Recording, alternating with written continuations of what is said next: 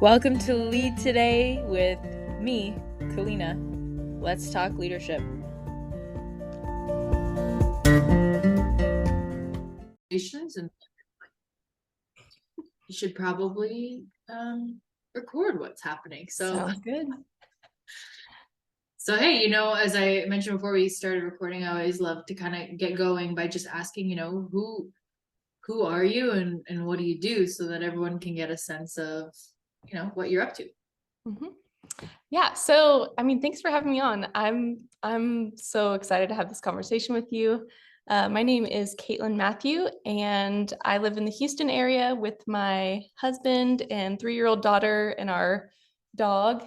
And you could probably hear in the background. I started sort of a company called Due to Joy, and it sort of was birthed through going through a pregnancy loss.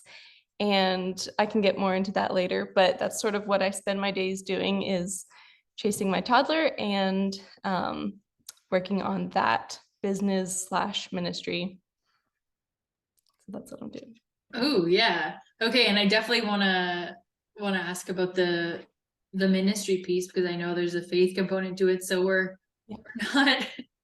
not starting with the easy questions. Let's just dive right into it. But okay, how is it a ministry? What's ministry? Why faith-based? Like, tell me how that all got going, because I think today, at least in the landscape I grew up in, there's just this there's a funny connotation about what faith or religion or a connection with God. All of those words kind of can be really triggering for people. Yeah, for sure. And so, yeah, I'm definitely curious. What's a ministry? Why is this faith-based for you? How did that all kind of unfold? Yeah, that's a great question.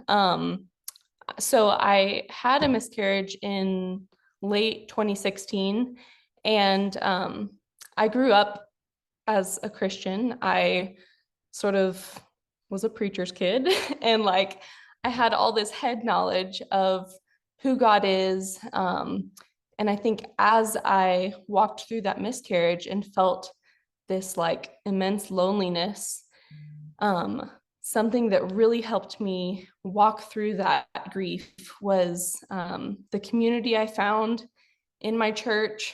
And I know that's not everyone's experience, but something that my own personal healing of walking through that grief was sort of leaning on my faith. And that doesn't mean that God makes all rainbows and sunshine and everything is good and you don't suffer whenever you're in a relationship with God. It's the opposite. Like, you are guaranteed suffering in this life. And my faith was something that sort of became the anchor that, as I was walking through that loss, I just felt broken and lonely. And so I sort of started journaling a ton, and then it sort of turned into this online journal, which was just very cathartic. I didn't really plan to let anyone read these words that I would blog about. And so on what would have been our baby's due date, I launched a blog called Due to Joy. And so that sort of was my own way of processing.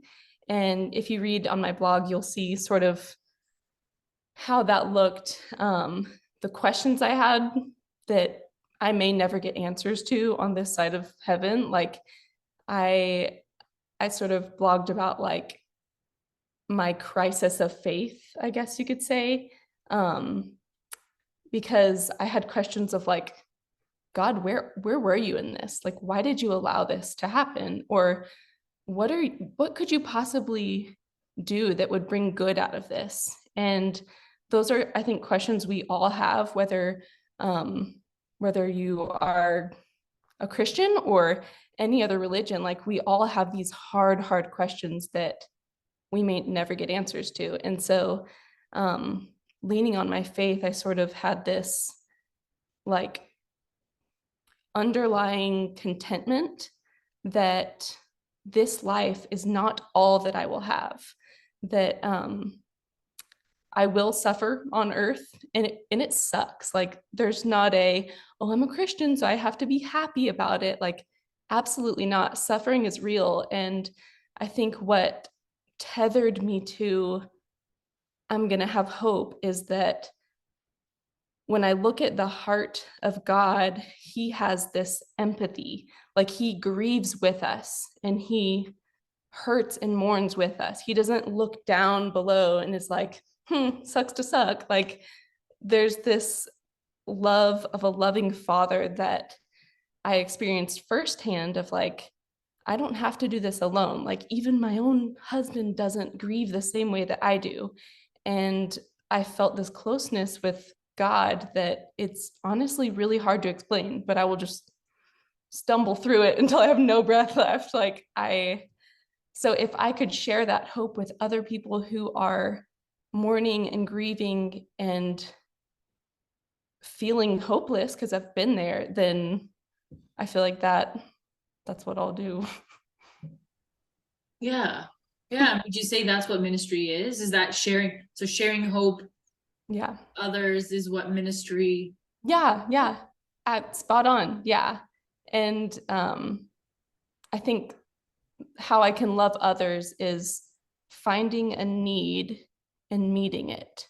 And I don't have to be that for everyone, but if I can see that like I've gone through something and like the depth of loneliness that I felt, then like I will just like pour my guts out so that I can make someone else feel less lonely, if that makes sense. So that's where the ministry part is for me. It's like I know how lonely that felt, and if I can provide something, whether it's me stumbling through my words imperfectly or a gift to give someone that I wish I had at that time, like that's sort of the ministry part for me.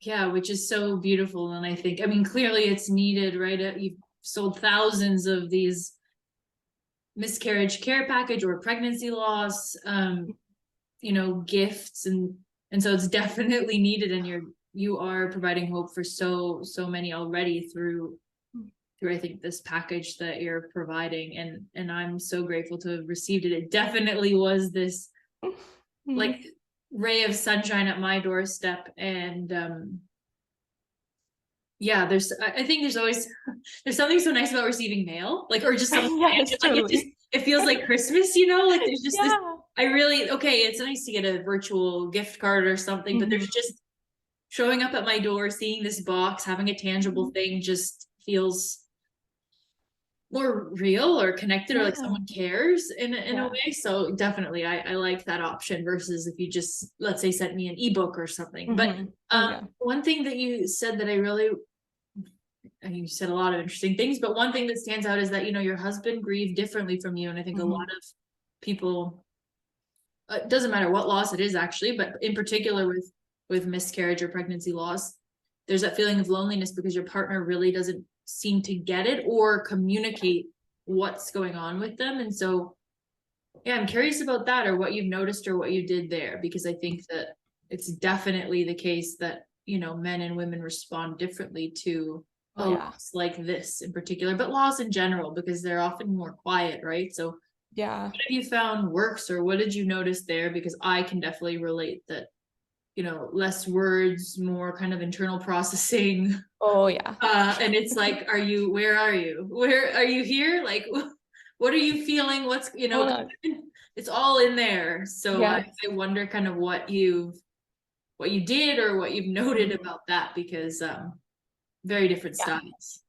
Oh yes, preach. Yeah, that is, I think honestly, that was one of the hardest things about the loss that I experienced, was how much of a strain it put on our marriage, and how when my husband grieved differently, I'm an emotions girl and he's let's process by doing, let's process by internally, like thinking, but not so much verbally. And like, not to say that there's anything wrong with that, but I think the state that I was in at that time really just felt like not abandoned, but there's sort of this like, I'm going to grieve my way, and if you're not grieving the same way, then like, do you even care?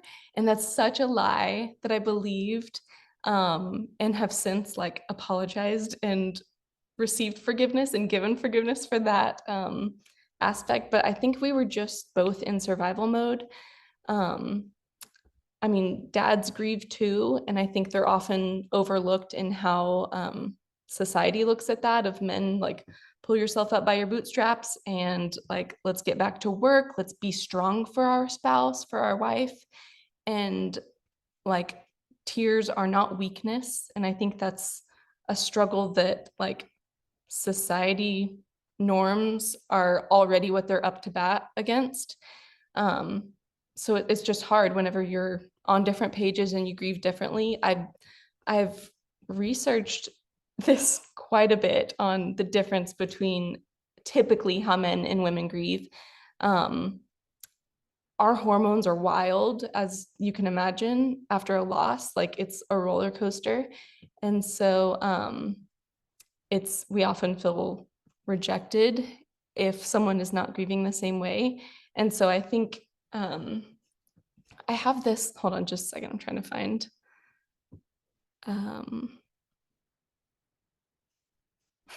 Sorry, I'm scrolling. I have this, sorry, you might need to edit this out. I'm like looking real quick. That's okay. They're definitely books on like men and grief, and Oh my gosh, yeah. I mean lots, but I think I'm curious about the part where it's like, okay, how did you forgive him for that feeling of, feeling abandoned? Because Yeah. that's a hard thing to forget. I mean, there's so much just forgiveness around, I think, the whole experience, like forgiving yourself in a way, just there's this whole forgiveness acceptance kind of theme that needs to happen with a loss like that, where it's like you blame yourself, you blame your partner. I mean, you want to blame pretty much everything because it just hurts. So blaming feels like it might relieve that pain for some short instant. So yeah, I mean, other than time, what helped you forgive, or what was even that conversation like? Because I think people say and do things when they're grieving that maybe, again, even grief just overall, where it's like, oh man, I was really kind of harsh, or I wasn't myself. So yeah, I think, sorry, go ahead. Yeah, just how, I mean, other than time, because they say time heals all wounds, and it feels like this cheesy thing, but really for me, it has time is really helpful. I mean, not that it takes it away, but it's this kind of distance from the initial shock and the initial sort of physical, emotional shock and intensity of the moment. So distance from that has helped me. I mean, for sure. It sounds cliche maybe, but it doesn't take away the pain or the fact that it's a difficult situation, but the proximity to the pain is different. And so you're able to I'm able to look at it in a different way. So that's why not to dismiss. Yeah. That's a really, really beautiful way of putting it, actually. That it sort of softens the shock, or that's actually a really great way to put it. I think the forgiveness aspect, I think, started with like looking inward and working on myself, of like, why do I feel this resentment? Or like, have I communicated what I need? Because I think part of it was like, I am grieving in this way, like crying, or I need to talk about it. Like, I need to process with someone. And if I didn't firsthand witness him crying, then I'm just assuming he's not crying over this. Like, this is not something that he's physically experiencing. So there's a disconnect there in the closeness that I sort of felt. And so I think what started the forgiveness process, honestly, was it took a few years. Like, we went through our own way of grieving, and he's very like hands-on. Like, the way that he loves and serves me is like getting things done, building things in the garage, like doing things, serving our family in that way. And I think the way that I processed was, I just like swung the pendulum of like, I'm gonna go on the emotions side. And so like there's nothing wrong with that. But I felt like it was a personal offense that he did not grieve in the way that I did. And it wasn't fair to him because he lost a baby too. Like it just wasn't fair to put all that blame on him. And so I think the giving grace of like, we are all just struggling through this. Like, I don't know what I'm doing. I don't know how to comfort others, even years of doing this type of work. And so having that sort of empathy for him and how he was grieving, yes, we say the wrong thing. I have plenty of stories of both of us saying the wrong thing at the wrong time. But I think just the aspect of like, I've got to give grace to him. If I want our marriage to last, he's giving me grace, I'm giving him grace. And I think that was what sort of planted the seed. And then of course the conversation of, hey, this happened years ago, but as I'm like still processing through this, sort of unearthing feelings that I had pushed down about how you respond to my emotions or my pain or me outwardly grieving, like this sort of triggered this. And I think that's how that conversation was started. It was just like, hey, this is how I'm feeling. When you did this, it made me feel this way. And I didn't realize it till later, like, this is what I needed.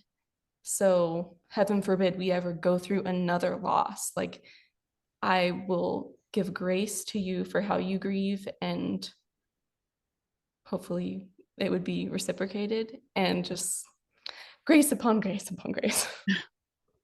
Well, yeah, there's definitely a human component in expecting the other person to just get you because you're so close. And Yeah. you know, you can know someone for years and there's still these new components. Hi. Sorry, my daughter just woke up. Go to daddy. Oh, okay, mom. She's going to play with the dog. That works too. So sorry about that. No, so cute. I'm glad she made a short appearance. Yeah, I think it's interesting because we get married and then think that that person is just supposed to be able to mind read and know us. Like, you should know us, you should know. But it's like, there's so much going on in your head and their head that just is not said out loud. And if it's not said out loud by and both people hear it and can acknowledge it, then it's like, okay, you can't expect them to know. You can't. Exactly. Oh my gosh. Yeah. It's just not fair. Yeah. Right. It's like, you haven't expressed this. And that's probably the hardest part about being in any loss, but particularly with miscarriage, where you feel so alone. And then it's also this point of like, okay, what do I need? Like, there's so many different needs that change at a moment's notice that it's like, you can't necessarily anticipate them. The physical needs sort of are one thing. There's these emotional needs that are very volatile. So it's, oh my gosh, hard to be able to even say that to someone else. Like, if you are, it's like a storm or something, and if you can't understand what you're going through in that moment yourself, or you're trying to understand, you're going through the process of understanding, then it's really hard to expect someone else to take it all away. And I think that almost, I know we were talking about potentially you having a workbook. I feel like almost I don't know if it's a guide, but really like something where I actually was in a grief course at a church, which is interesting. It's like a 13-week, they have a workbook. It's actually a big, I've got to figure out what the name it is. But it's in a bunch of churches. It was started in North Carolina. But there they talked about, actually writing out, like, here are some things that you can do for me, and even writing it in a letter, so that maybe if you can't, because in those moments it's hard to gather and collect your thoughts. And so I think if you can do it in writing and just say, look, here are some things, like, it really, just come and give me a hug, don't ask me anything, just like hug me, or ask me how I'm feeling and just listen, or share even one sentence about like what you're thinking about or how you're feeling, or what what makes you, what's hard for you about this loss. you know, and just like giving, I think, options and examples, because it's hard to put all the feelings into concrete things or tasks or examples. And the same thing with friends, right? Which is what I love about, you know, your package, because friends kind of are like bringing over like ice cream or like random baked goods. And it's like, that's very nice. And I get the gesture, I understand the reasoning. And it's a display of care, Right.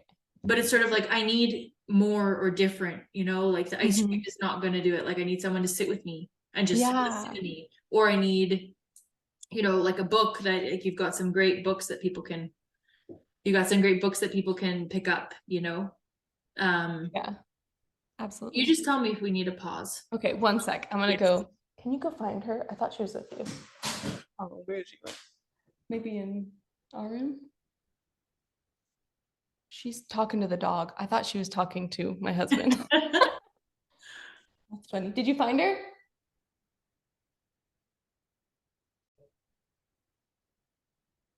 You found her? Oh, try her room. she's We're entertaining wandering. herself in her room. Oh, Miss Independent. She will find something to do. Actually, that's probably another good question to ask you, is just kind of how that was received, you know, having another child. Because there's one thing to experience loss, you know, when it's just, if you're trying to have a baby and you haven't had one yet, it's sort of just like, oh, the focus is all on this one particular baby. So how did that affect your daughter, and or even just, you know, having future kids and also your daughter? I feel like there's so much there around. Let's start with your daughter first, because I think the future part is a whole other game of like, okay, how do you walk forward from this? But first, like, how did it impact your daughter? Because yeah, so I had the miscarriage before I had my daughter. So okay. So sorry, my first pregnancy, I had miscarried, and then about 2 years later, I got pregnant with my daughter.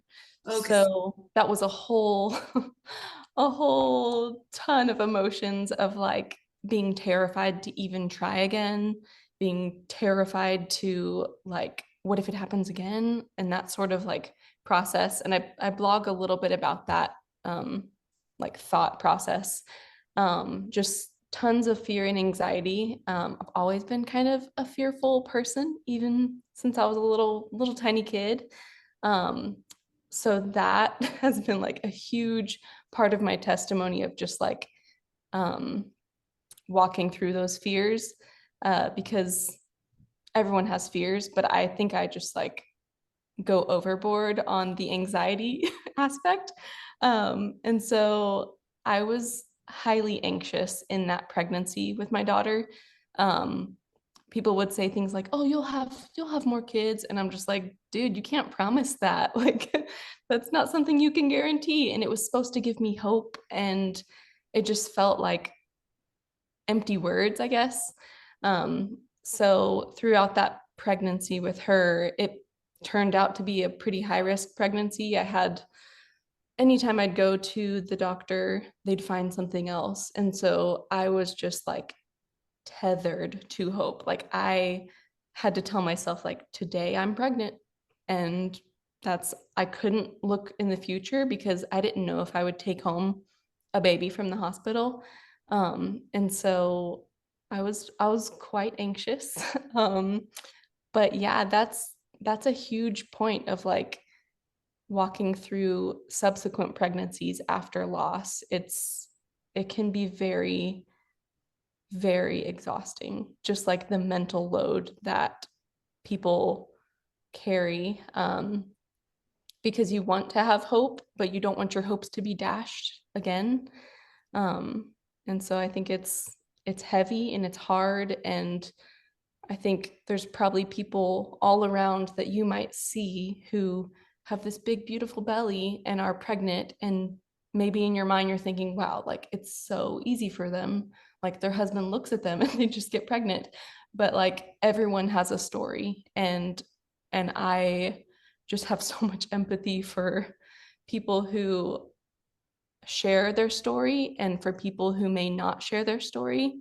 And so there's people all around us that they're going through it. And so it's sort of hard to know what people's story is until you get to know them. So that's why I try to have it's called the gift of going second.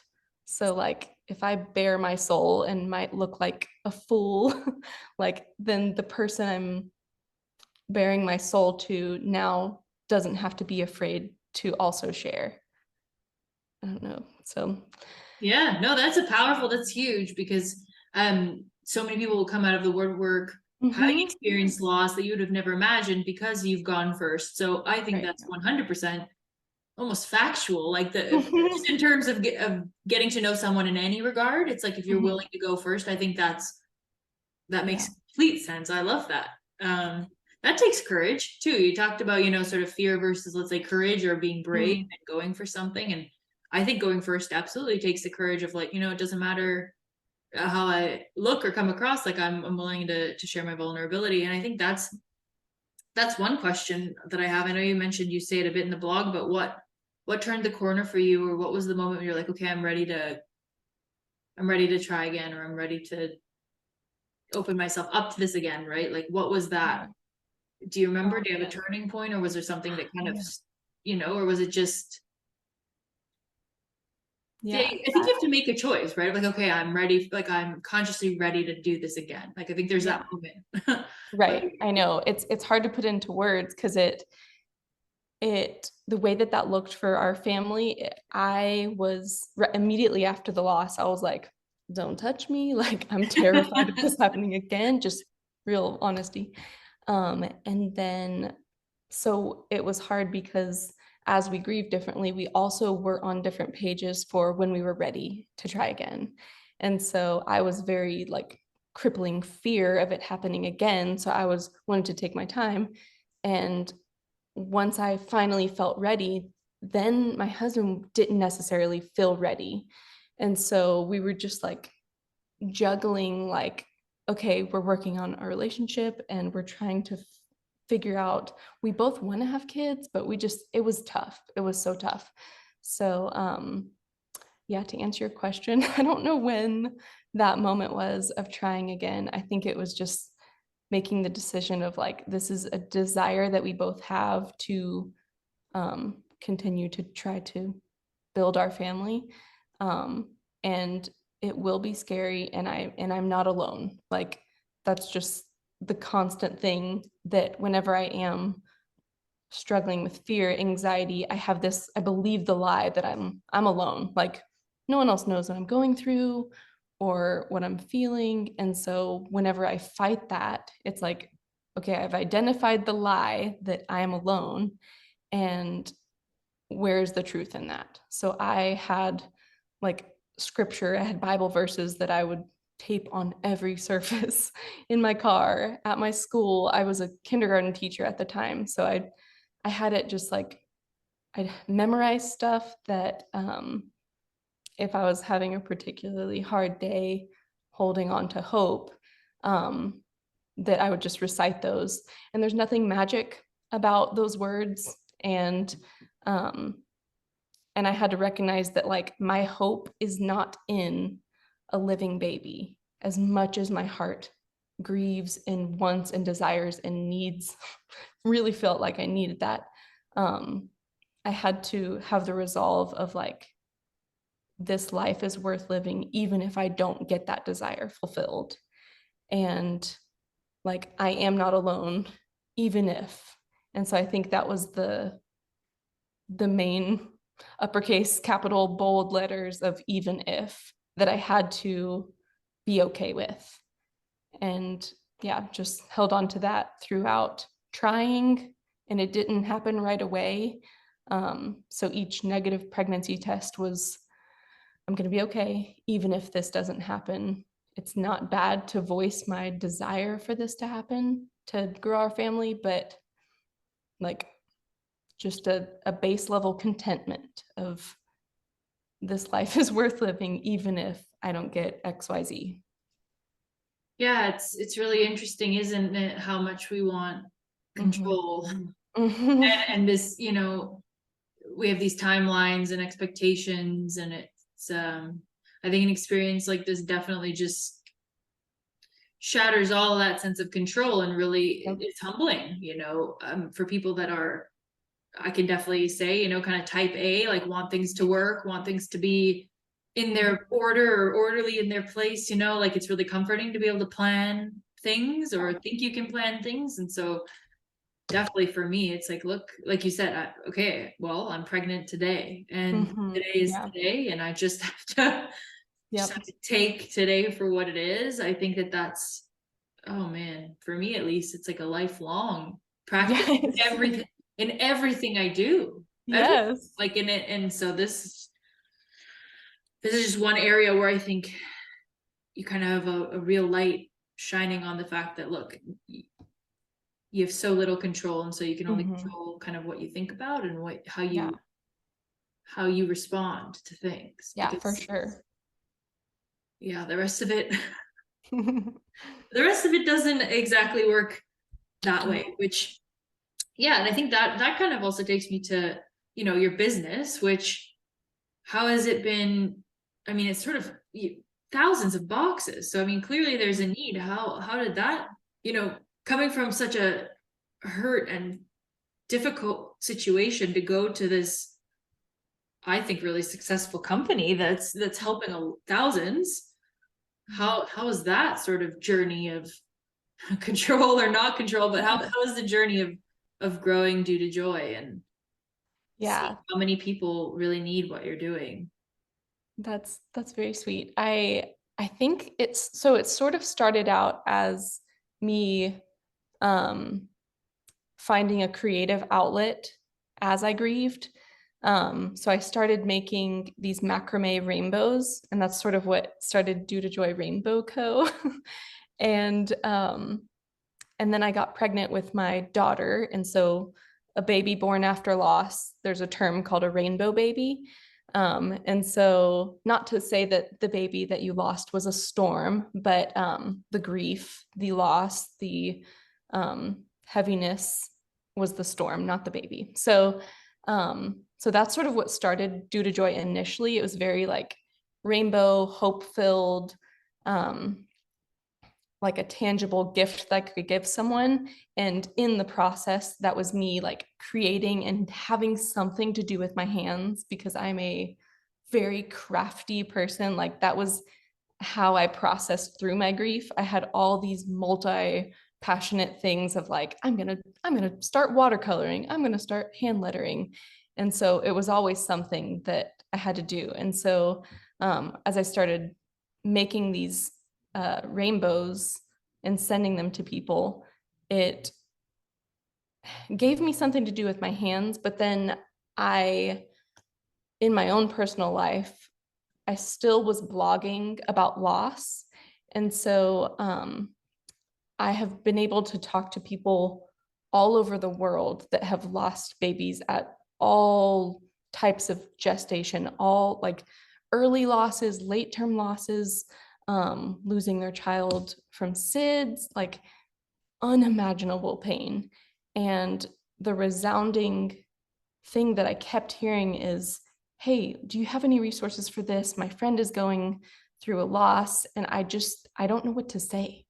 And I don't know what to do. And I wish I could do something. And there was this just like, I had many friends at one time, this one summer, just one after the other, very close people, like in my circle, who had lost babies, like late, early. I don't know what happened, but like it was too much for me to carry. And so I would just like send them everything I wish I had at that time that I lost our first baby. And so one after the other, like their family members would reach out to me and they're like, I don't know what to do. What do you give someone? Like we have baby showers for people who are celebrating the birth of their living baby, but like what do we have for someone who had their hopes up and then now their hands are empty? And so that was when I got started forming like, what do I want to put in this care package of what do I wish that I had, or what things were particularly helpful in like my own grief journey. And so I started putting them together, and they look very different than what they look now. There's had many iterations, and but yeah, it was just sort of like, how can I meet this need? Because there is a great need for supporting women who are grieving. Yeah.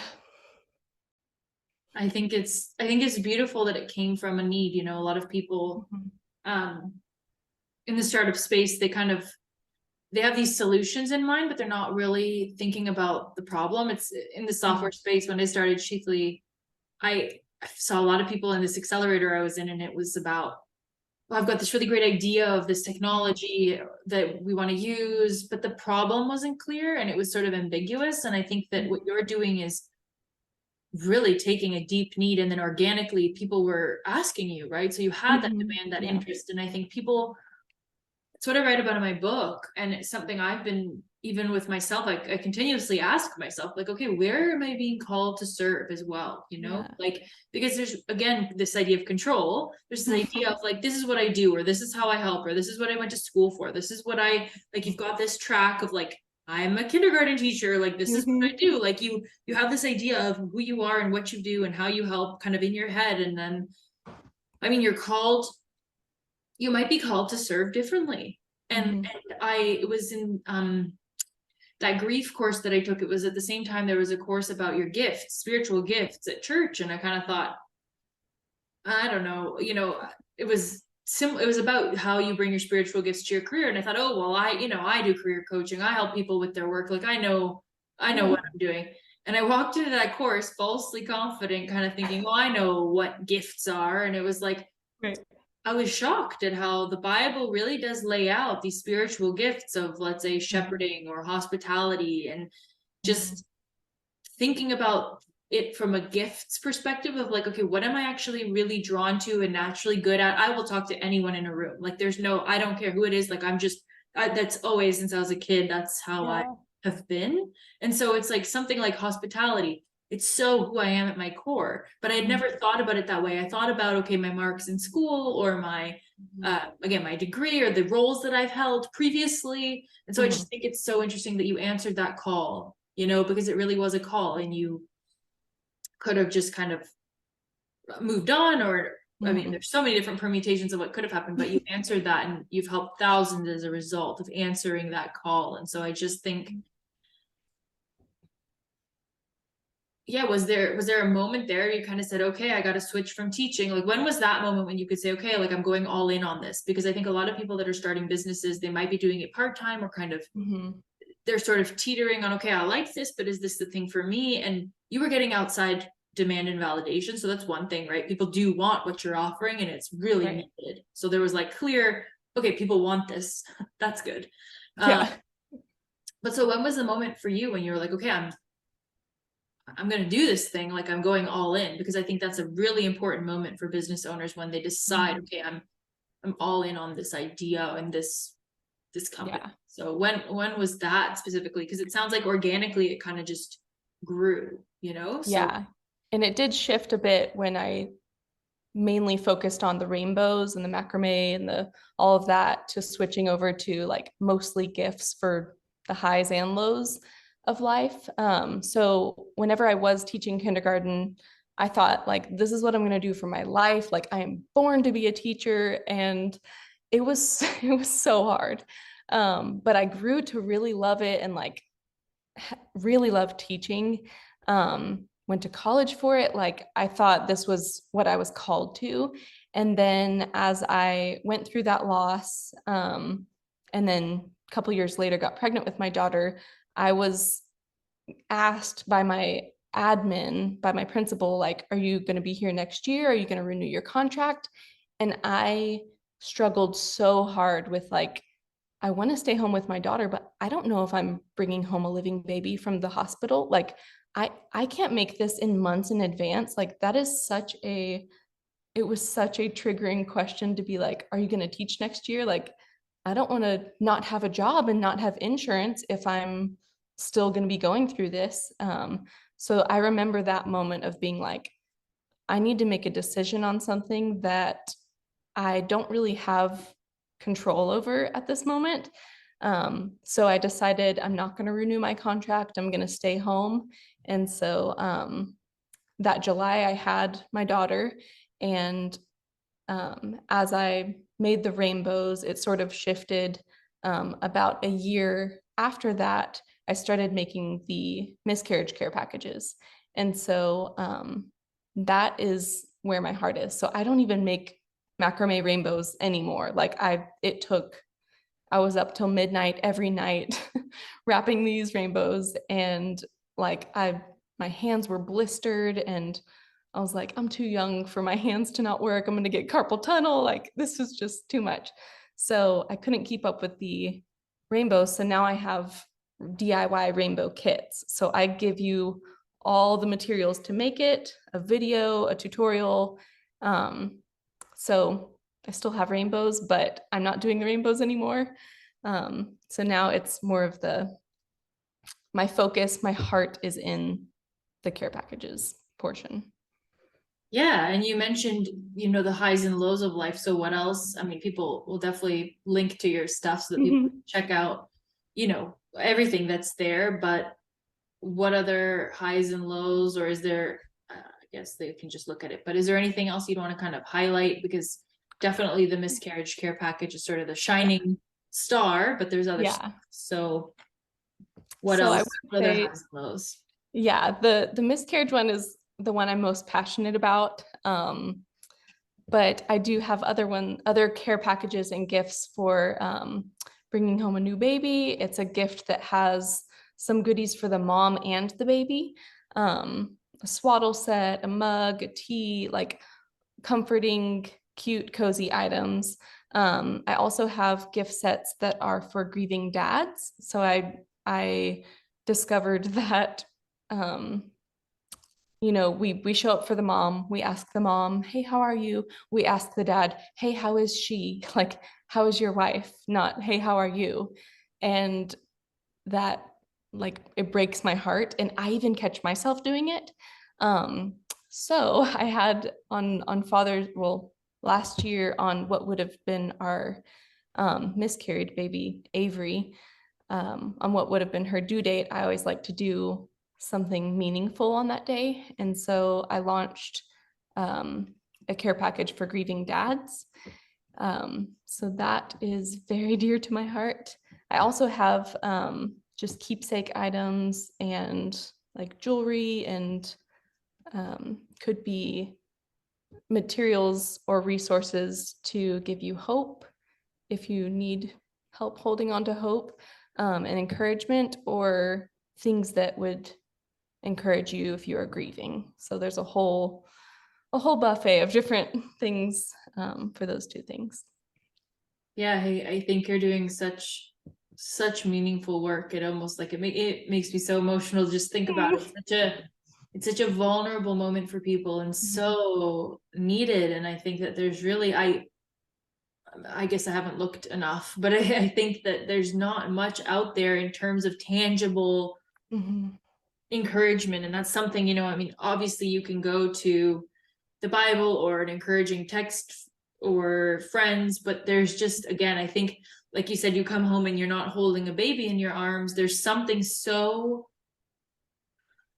nice, reassuring, comforting about, it's not a baby, but it's at least a box. And honestly, there's just something so nice about a tangible keepsake, and something that you can look at and makes you feel loved and cared for. And it answers the question for people that also are trying to support someone in their life, right? Like it's right, because I think those people also struggle with, how do I support this, like you said. So I think you're solving a need for so many different people in that equation, when I think a lot of people shy away because it's hard or uncomfortable. People shy away from death. People shy away from miscarriage in particular and talking about it. There's this funny kind of like hush culture around it. And I think what you're doing is really bringing light to it. And that's just so important to things that are difficult and in the darkness. So I love that you're bringing light to something that's really painful, and you're doing amazing work. So you inspire me every time I see your profile or anything about you. You're so inspiring, and I'm so grateful that you're doing this work. So oh my goodness, thank you. That is so encouraging. And Oh, you're gonna make me cry. Yeah, but it's important work, and I think people need to know about it, and also aspire to. Okay, not everybody needs to work on miscarriage care packages, but to be doing that level of work where it does almost, bring you to tears, the type of impact you're having. And okay, somebody that's, fixing electrical utilities, like maybe it doesn't make you cry to think about fixing an electrical pole, but at the same time, you can clearly understand the significance of that work. Because I mean, if people don't have power, it's an issue, and so I think doing something with that level of mission and that level of calling, like what you're doing, is I think what everyone should aspire to, whatever arena they're in. It should be that level of mission driven dedication and love that you put into your product. So I think you're just absolutely an inspiration, and people should try to be like you with their work. So you're so sweet. No, that's very kind. You, in your book, you talk about empathy, and I've been just like, that struck such a chord, because I have been seeing things about like the difference between sympathy and empathy. And there's this is on a different topic, but there's a book called The Scars That Have Shaped Me by Vanitha Reisner. And it was talking about like how at the beginning of someone's loss, when it's fresh, and how friends want to support and love, people are all around, they call, they offer help, they send cards, they bring meals. Their care helps ease the razor sharp for a while, but then they stop. There's no more meals. The phone is strangely silent, and the mailbox is empty, and no one knows what to say. They aren't sure what to ask, so mostly they say nothing. And that's from her book, The Scars That Have Shaped Me. And I read that and I was just like, oh, like, I'm guilty of this. Maybe initially the support is, we lay it on heavy and we give meals and we do all these things, but just to remember someone who's grieving is like such an eternal impact. I think that, like, not only are you not alone, but you're not forgotten.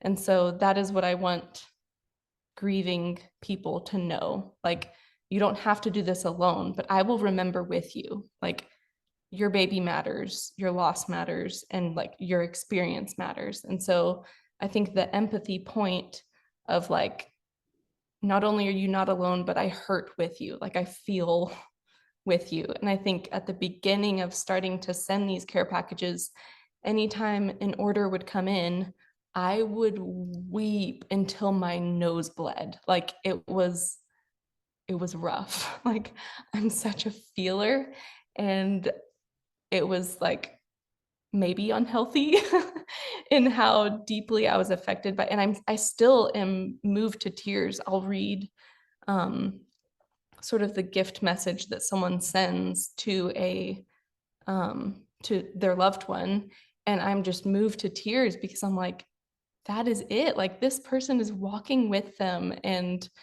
so I get to watch it from over here, and I get to like see other people swooping in and supporting people who are grieving. And it is my favorite thing I've ever done. Like, I'm never teaching again. Like, I'm done with teaching. Like, this is my why, I think.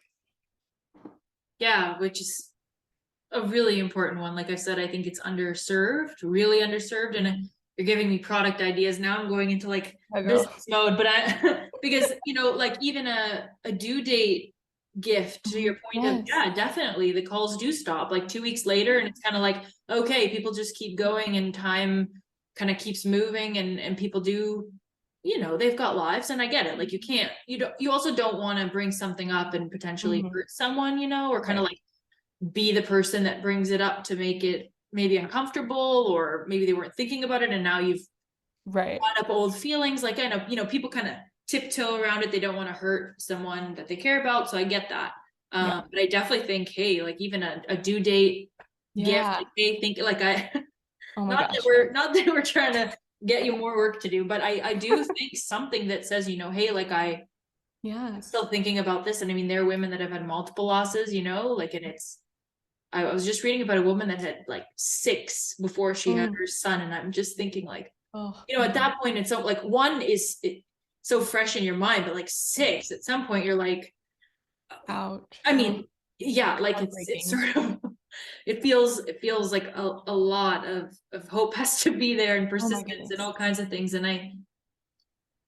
but I think for someone like that too, people kind of get just, well, okay, like it almost becomes desensitized. And I really think that a due date gift, and then, Yes. you know, something that really does, like you're saying, walk the path, because it's a path. Yeah. It's not that one single day or that one event. Like it almost is sort of like it is a specific journey that you're on, because like you said, when you have the next baby or the next loss or the next, like whatever that fertility, it's almost like this whole fertility package and journey that once you've had a miscarriage or a loss, you're on a different path. No matter what the permutations are down the road, you are not going to be the same as somebody that I mean, everyone's got their thing, but someone that gets pregnant and doesn't experience loss, like you're already, there's a fork in the road. And I feel like that journey is a journey, like whether you have 3 other losses or 2 other kids or 3 other kids. And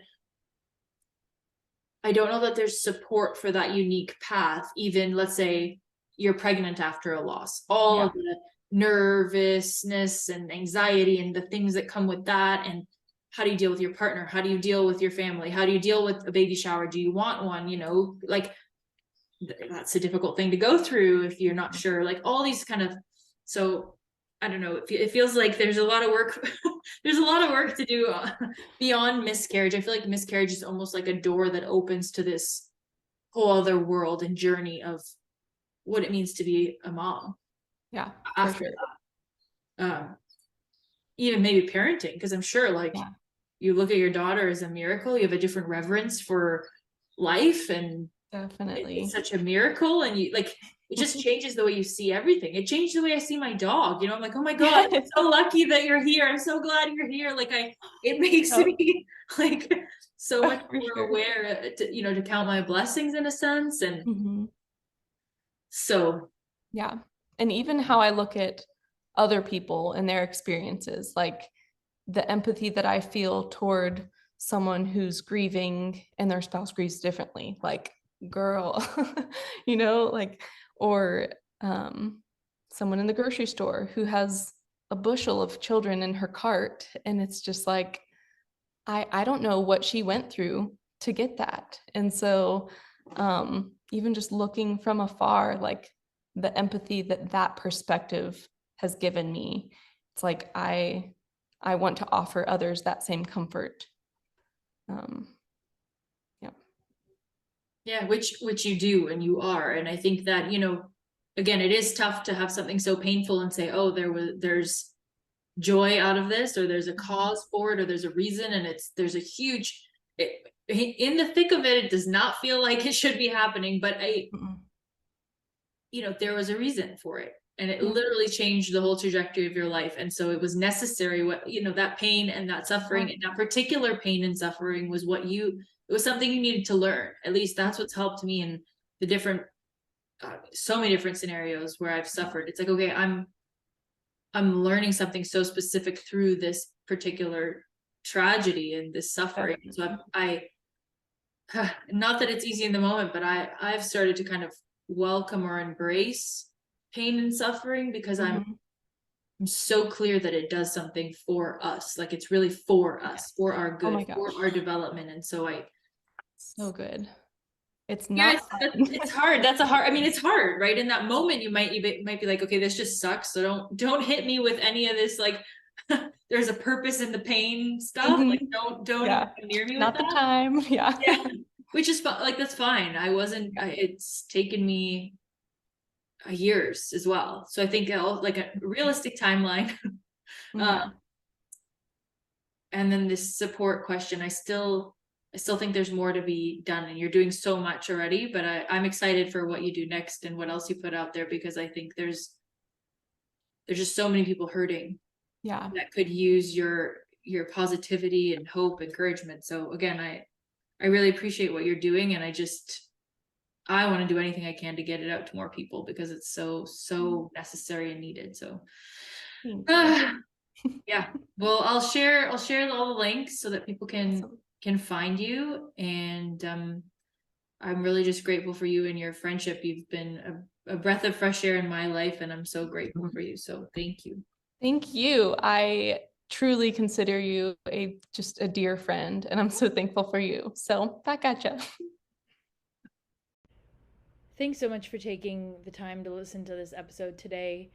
It really helps the show when you like, review, subscribe, or donate to support the effort to continue producing amazing episodes just like this one. I look forward to seeing you again in another episode very soon, and take good care until then.